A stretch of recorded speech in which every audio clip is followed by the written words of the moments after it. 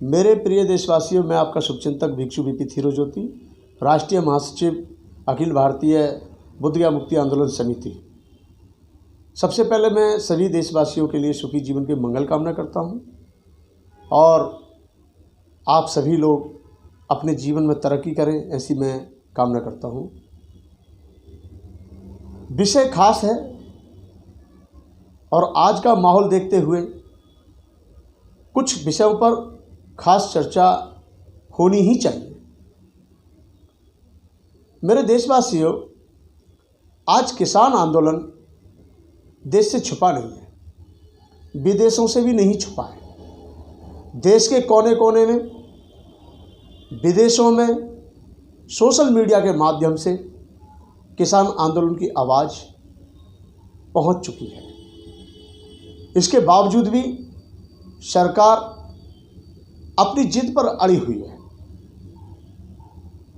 कई बार मुलाकात का दौर आया, 9 बार हो गया, 11 बार हो गया, विफल रहे, सफलता नहीं मिली।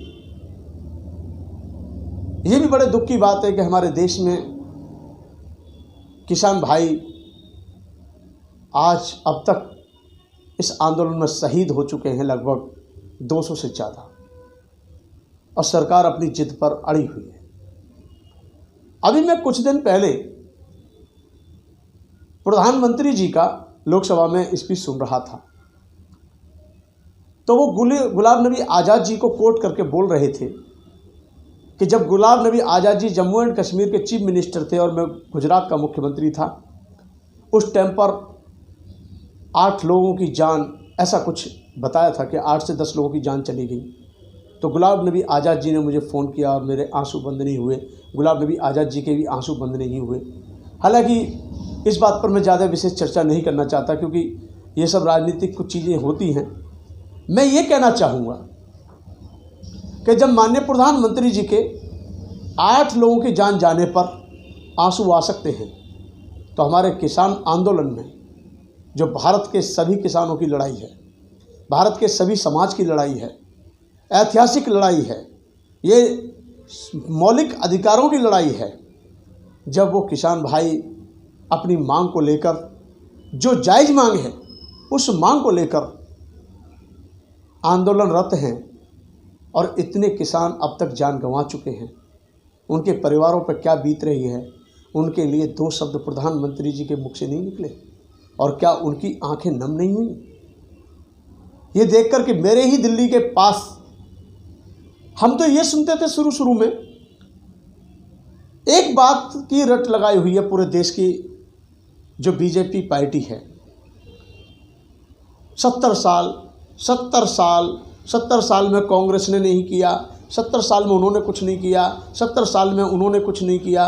मेरे भाइयों बहनों दोस्तों, मेरे प्रिय देशवासियों, ये 70 साल तो इनको याद हैं, लेकिन ये याद नहीं है इनको कि 70 साल में इतनी बड़ी संख्या में अब तक किसानों ने आत्महत्या नहीं की, किसानों ने अब तक जान नहीं दी। 70 साल में कितना कुछ चेंज कर दिया, कितना कुछ बदल दिया 6 साल में, इस बात का भी इनको याद रखना चाहिए। राकेश टिकैत जी जब आंदोलन की बात करते हैं, अपनी मौलिक अधिकार को लेकर के मैदान में उतरते हैं, सड़क पर उतरते हैं, किसानों के साथ सहयोग से, आज उनके साथ देश का करोड़ों किसान खड़ा हुआ है, तो उनका यहाँ के ब्राह्मण, मनुवादी व्यवस्था वाले ब्राह्मण, पंडे पुजारी उनका पिंडदान करते हैं। अफसोस की बात नहीं है। एक तरफ कोई व्यक्ति सच्चाई की लड़ाई को लेकर रोड पर लड़ रहा है, महेंद्र टिकैत के सपूत राकेश टिकैत जी बुरी तरह से रो रहे हैं, किसान आंदोलन के नेता कहा जाता है उनको। ये अफसोस की बात नहीं है। उनके आगे कीलें गाड़ दी जाती हैं। बहुत सारे ऐसे प्रबंध जिन्हें मैं बोलना नहीं चाहता, सबसे छुपा नहीं है। देश की जनता, विदेश की जनता, जहाँ जहाँ हमारे लोग रहते हैं भारत के, वो सभी जानते हैं भलीभांति कि उनके साथ में किस प्रकार से घिनौनी हरकतें की गई, कितना गिरा हुआ व्यवहार किया गया, जो मैं कहता हूँ ये एक निंदनीय विषय है। जब जब बहुजन समाज का कोई नेता या जब जब कोई जागरूक व्यक्ति अंधश्रद्धा को छोड़ना चाहता है, पाखंडवाद व्यवस्था को ठुकराना चाहता है, इनकी मनुवादी व्यवस्था को ठोकर मारता है, तो उस टाइम ये उसका पिंडदान करते हैं। और ये आज से ही नहीं चला आ रहा है, ये बहुत पहले से चला आ रहा है। महात्मा ज्योतिबा राव फुले को भरी बारात में बेइज्जत करके निकाला गया। क्यों? कारण क्या था कि वो इनकी मनुवादी व्यवस्था को स्वीकार नहीं करते थे। छत्रपति साहू जी महाराज को राजा नहीं माना। क्यों? क्योंकि वो इनकी मनुवादी व्यवस्था को अपने ऊपर नहीं लादना चाहते थे। और भी ना जाने कैसे साधु संत सूफी फकीर जिन्होंने अपना पूरा जीवन, संपूर्ण जीवन, महापुरुषों ने समाज को नई दिशा देने की बात की। और इनकी जब जब जब जब मनुवाद व्यवस्था को ठुकराया, जैसे सम्मुख ऋषि जी, हमारे महान पुरुष ऋषि मुनि सम्मुख ऋषि जी, जिनको धर्म की आड़ में कह करके उनका वध कर दिया गया। और वध नाम दे दिया उसको कि वध कर दिया, खुलेआम तलवार मारी। क्यों? क्योंकि वो इनकी वर्णवाद व्यवस्था को अपने ऊपर लादना नहीं चाहते थे। कारण है, यहाँ की व्यवस्था चाहती है, वर्णवाद व्यवस्था चाहती है कि यहाँ पे सत्ता किसी की भी रहे, लेकिन हुकूमत हमारी रहे और हम अपनी मर्जी से देश को चलाएं। भारत की संविधान की शपथ लेते हैं हमारे देश के नेता। सबसे बड़ा उल्लंघन हमारे देश के प्रधानमंत्री संविधान का उल्लंघन करते हैं। जानते क्यों? क्योंकि नरेंद्र मोदी जी भारत के प्रधानमंत्री हैं और इंडिया के प्राइम मिनिस्टर हैं, हिंदुस्तान के नहीं। लेकिन बार बार लोकसभा में जब भी क्वेश्चन पुटअप कुछ भी होता है, मीटिंग होती है, कुछ भी होता है, लोकसभा चलती है, तो बहुत सारे नेता, बहुत सारे अधिकारी, बहुत सारे लोग हिंदुस्तान कह करके संबोधित करते हैं। कारण क्या है? कहीं ना कहीं भारत बोलने में उनको शर्म आती है क्या? या इंडिया बोलने में उनको शर्म आती है क्या? हमारा भारत का संविधान भारत के नाम से है और संविधान से हमारा देश चलता है। और संविधान को ध्यान में रखते हुए राकेश टिकैत जैसे नेता आज समाज को न्याय दिलाने के लिए और किसान भाइयों को आंदोलन में न्याय दिलाने के लिए उनकी मांग पूरी उनकी होनी चाहिए, इस बात को लेकर के आज लगभग 2.5 महीना हो गया। सर्दियों में पूरी सर्दी उनके ऊपर से उतर गई, एक नेता नहीं पहुंचा, बल्कि उनको कोई आतंकवादी कह रहा है, कोई खालिस्तानी कह रहा है, कोई कुछ कह रहा है, कोई नए नए नाम दिए जा रहे हैं उसको। जब कार्रवाई करनी है तो उस आदमी पे किया जाए जिसने सही मायने में लाल किले पे जाकर के जो बेहदा व्यवहार किया है, और वो आदमी आपका ही है। उसके खिलाफ क्यों नहीं एनआईए लगता है? उसको क्यों नहीं अरेस्ट हुआ है? मुझे लगता है ऐसा, उस पर क्यों नहीं एनआईए लगता है? क्योंकि कारण है वो आपकी पार्टी का है। मेरे प्रिय देशवासियों, ऐसी दोहरी राजनीति नहीं चलनी चाहिए। प्रधानमंत्री भारत के हैं, उनको भारत की प्रजा के बारे में, भारत की जनता के बारे में अच्छी सोच रखनी चाहिए। किसान भाइयों के प्रति अच्छी सोच रखनी चाहिए। हमारे देश का अन्नदाता है। और कहा जाता है कि कोई आंदोलन नहीं कर रहे हैं, सिर्फ और सिर्फ दिल्ली के बॉर्डर पर आंदोलन हो रहा है। ऐसा नहीं है। महाराष्ट्र के अंदर आंदोलन अपने अपने स्तर पर लोगों ने किया है, बिहार में किया है, कर्नाटक में किया है। भारत का ऐसा कोई राज्य नहीं बचा जहां किसान आंदोलन को लोगों ने प्रगति ना दी हो।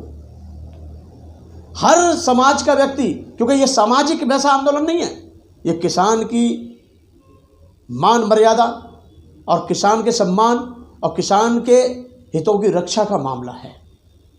ये आंदोलन एक ऐतिहासिक आंदोलन है। ये जाति धर्म से ऊपर उठकर के आंदोलन है। अगर किसान आज राकेश टिकैत जी बाबा साहब अम्बेडकर की फोटो लगा लेते हैं तो वहाँ सारे रूप धारण होने लगते हैं। अरे मैं धन्यवाद देता हूँ किसान आंदोलन के राजनीति नेता हमारे राकेश टिकैत जी को, जिन्होंने इतना बड़ा जिगर और इतना बड़ा दिल दिखाया कि अब तक आंदोलन को जीवित रखे हुए हैं और रखते भी रहेंगे। उनके लिए पूरा हमारा अखिल भारतीय भिक्षु महासंघ साथ है। और मैं कहना चाहता हूं पुनः इस देश की वर्णवाद व्यवस्था वाले लोगों से, जो मंदिर में बैठकर धर्म के नाम पर लूट खसोट मचाते हैं, जब ये कहते हैं कि वो पैसे भगवान के नाम पर चढ़ाओ चढ़ाओ चढ़ाओ, और जब देश का आंदोलन रोड पर होता है, जब नोटबंदी हो जाती है, जब आपका लॉकडाउन जैसी स्थिति आ जाती है, तो भारत का एक भी पंडा पुजारी कोई भी भंडारा करने के लिए तैयार नहीं होता है। क्यों? वो कि पैसा किसका है? किसी के बाप का है क्या? वो पैसा उन मजदूर, मजलूम और अंधविश्वास में जो डूबे हुए लोग हैं उनका पैसा है। और उस पैसे को समाज के ऊपर खर्च करना चाहिए। अरे इतना याद रखना चाहिए, बौद्ध भिक्षुओं की ज़्यादा संख्या नहीं है, भारत में बौद्धों की संख्या भी ज़्यादा नहीं है, इसके बावजूद भी बौद्धों का हृदय देखिए, बौद्धों की हिम्मत देखिए, बौद्धों का साहस देखिए कि सबसे पहले 1 करोड़ का योगदान बुद्ध गया जो मैनेजमेंट टेम्पल कमेटी है वहाँ के लोगों ने लॉकडाउन में देने का काम किया। और सबसे बड़ी बात तो यह है कि जो अंबेडकर के नाम पर संगठन बने हुए हैं, बाबा साहब अंबेडकर के नाम पर संगठन बने हुए हैं, जो बहुजन मूवमेंट हैं, बहुजन संगठन और संस्थाएं हैं, उन्होंने अपने अपने स्तर पर लॉकडाउन में खुले दिल से, खुले मन से एक दूसरे का साथ दिया, एक दूसरे का सहयोग किया। आप पिंडदान की बात करते हो, अगर उन्होंने भंडारे की बात कर दी कि आज ये पुंडे पुजारी पंडित जो हैं अगर देश के क्यों नहीं भंडारा करते, तो क्या बुराई कह दी उन्होंने, सही तो है। क्या किसान आंदोलन नहीं मानते? किसान आंदोलन सबसे बड़ा ऐतिहासिक आंदोलन है। ये जीत हम सबकी जीत होगी। आने वाली पीढ़ियां इन किसान आंदोलन में जो सहयोग कर रहे हैं उन सबको साधुवाद और धन्यवाद देंगी। और जो व्यक्ति किसान आंदोलन के साथ गद्दारी करेगा या किसान आंदोलन को नहीं समझेगा, किसान आंदोलन के नाम पर लड़ाने का काम करेगा, लोगों को बांटने का काम करेगा और पिंडदान देने की बात करेगा, मैं समझता हूं आने वाली पीढ़ियां उनको कभी माफ़ नहीं करेंगी। क्योंकि ये आंदोलन जाति धर्म से उठकर है और भारत की जाति व्यवस्था खत्म करनी है, जात पात खत्म करना है, तो हम सब लोगों को मिलकर के आज एकता का परिचय देकर ऐसी सरकार को उखाड़ फेंकना चाहिए जो हमारे हितों की रक्षा ही नहीं करती है, जो हमारे लिए ही बुरा सोचती है, हम ही को हमारी जमीन पर ही गुलाम बनाने का प्रयास कर रही है, हम ही को हमारे खेत में जाने से रोक रही है, हम ही को हमारे मकानों से जाने से रोक रही है और हम ही को हमारे बैंकों से पैसा लेने से रोक रही है, हम ही को हमारा अनाज लेने से रोक रही है। सरकार कैसी सरकार होती है? हमारा छोटा सा जीवन है मेरे देशवासियों, देश में बहुत सारे बुद्धिजीवी लोग हैं। इस आंदोलन को समझने की आवश्यकता है। आंदोलन को तोड़ने के लिए बहुत सारे प्रयास किए गए और किए जा रहे हैं और किए जाते रहेंगे, लेकिन मैं जानता हूं कि किसान इतना कमजोर नहीं है, क्योंकि किसान मेहनत करता है और पूरे देश को अन्न उगा करके देता है। वो मेहनत करना जानता है और अपने हितों की रक्षा भी करना जानता है। आज राकेश टिकैत जी ने जो भी स्टेटमेंट देते हैं, जब मैं उनके सुनता हूं तो दर्द पैदा होता है, आंखें नम हो जाती हैं। एक व्यक्ति को, इतने बड़े नेता को ये कहना पड़े कि मुजफ्फरनगर से पानी आएगा तभी मैं पानी पीऊंगा। और मैं धन्यवाद देता हूं मुजफ्फरनगर के किसानों को, बागपत के किसानों को, उत्तर प्रदेश के किसानों के लिए, खास तौर पर पूरे देश के किसानों के लिए, जो आज एक आवाज़ पर एक हो गए और एक होने की आवश्यकता है। और मैं एक बात चलते चलते कहूँगा, यहाँ पर कोई कुछ भी कहे, वर्णवाद व्यवस्था दोबारा से पनपनी नहीं चाहिए, क्योंकि अंधश्रद्धा के नाम पर, पाखंडवाद के नाम पर आज भी करोड़ों लोगों का शोषण हो रहा है। करोड़ों महिलाएं आज भी दासी के रूप में जीवन जी रही हैं धर्म के नाम पर। उन्हें मंदिरों में लाया जाता है पूजा पाठ के नाम पर, उनके साथ क्या होता है आप सभी जानते हैं। ये मंदिर नहीं है, इन्होंने मंदिरों की आड़ में ऐसे गलत अड्डे बना रखे हैं जहाँ से एक गलत संस्कृति को जन्म मिलता है। मेरे देशवासियों, कल मैं महाराष्ट्र से हैदराबाद जा रहा था, मैंने बहुत सारे लोग पैदल चलते हुए देखे। मैं समझता हूँ जब भगवान कण कण में है, मन मन में है, रग रग में है, क्षण क्षण में, जैसे कहते हैं भगवान तो हर जगह है, तो भगवान के नाम पर लूट खसोट की आवश्यकता क्यों? और भगवान के नाम पर लोगों को डराने की आवश्यकता क्यों? भगवान के नाम पर लोगों को भयभीत करने की आवश्यकता क्यों? और भगवान के नाम पर करोड़ों धन इकट्ठा करने की आवश्यकता क्यों? और जब भगवान के नाम पर इकट्ठा किया जाता है तो भगवान के नाम पर खर्च क्यों नहीं किया जाता है?